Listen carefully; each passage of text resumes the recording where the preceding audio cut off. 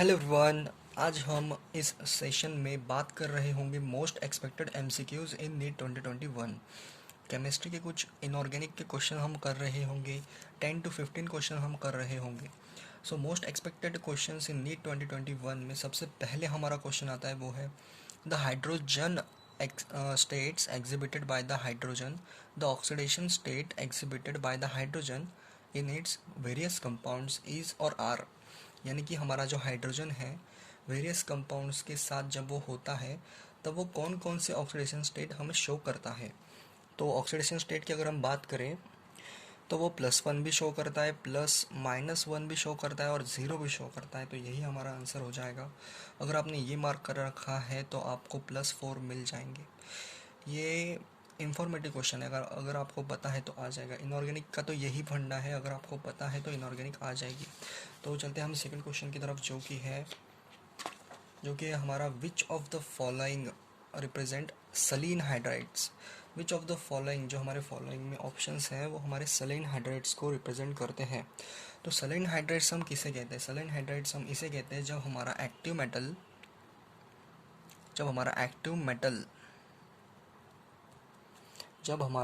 Metal hydrogen के साथ react करता है तब जो हाइड्राइड्स फॉर्म होते हैं हम उन्हें सलीन हाइड्राइड्स कहते हैं। सलीन हाइड्राइड्स।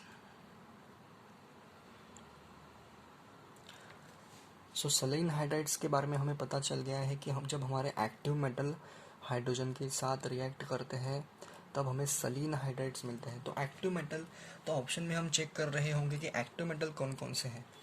सो हम इस ऑप्शन की बात करें तो इस ऑप्शन में हमारा बोरॉन है जो कि एक्टिव मेटल नहीं है, तो ये हमारा ऑप्शन नहीं होगा।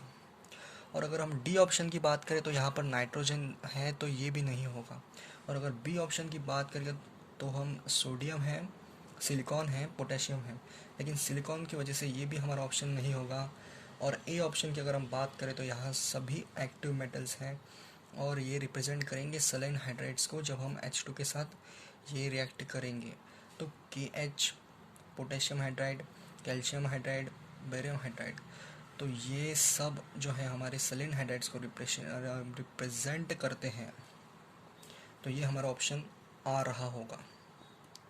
सो नेक्स्ट क्वेश्चन में टेम्पररी हाइड्राइड यानी कि temporary hardness of water is due to the presence of, यानी कि टेम्पररी हार्डनेस ऑफ वाटर किसके प्रेजेंस में होती है। तो हम इसकी बात करें तो टेम्पररी आता है और एक आता है परमानेंट। टेम्पररी आता है और एक परमानेंट। तो टेम्पररी कब होता है? जब हमारे बाइकार्बोनेट्स या फिर हाइड्रोजन कार्बोनेट्स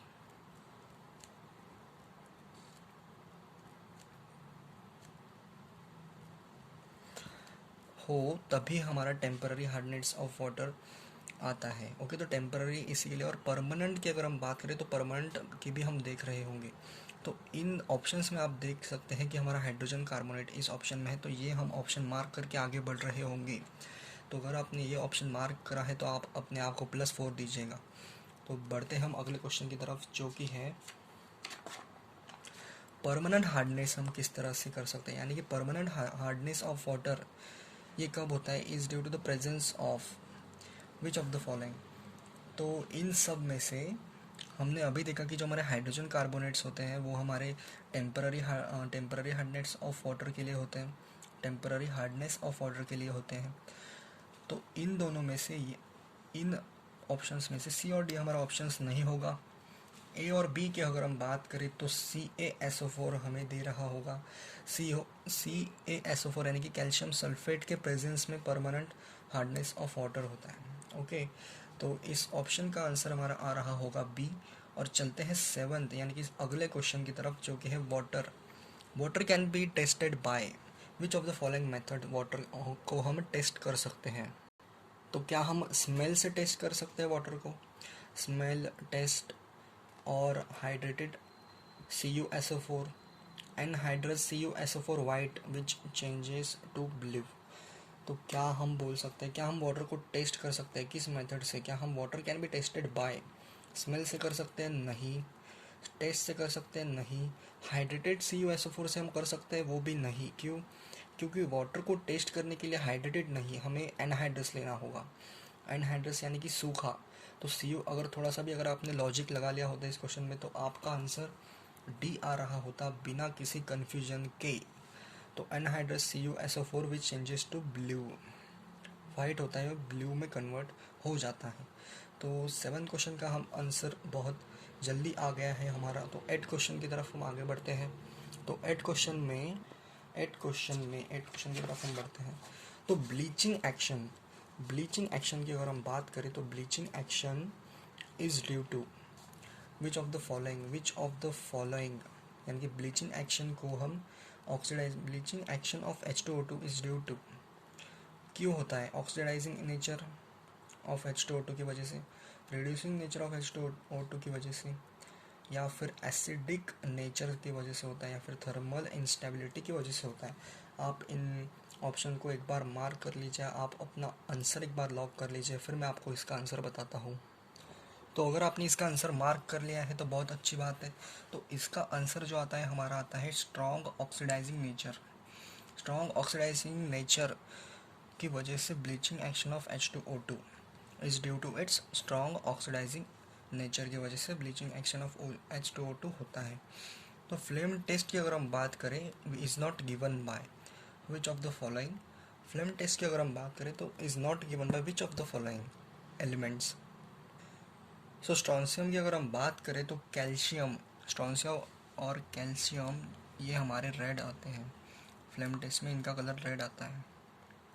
और बेरिलियम, और इनमें से भी आप ऑप्शन नहीं दे सकते, क्यों? क्योंकि flame test is not given by, इसमें हमारे 2 ऑप्शंस हैं, वो अगर आपने चूज़ कर लिए, अभी कर ही लिया होगा, क्योंकि कैल्शियम और स्ट्रॉन्शियम तो कट गए हैं ऑप्शन से, यानी कि ये हमारे ऑप्शन में नहीं आ सकते। और बेरिलियम की अगर हम बात करें तो बेरिलियम हमारा फ्लेम टेस्ट नहीं देता है, क्यों?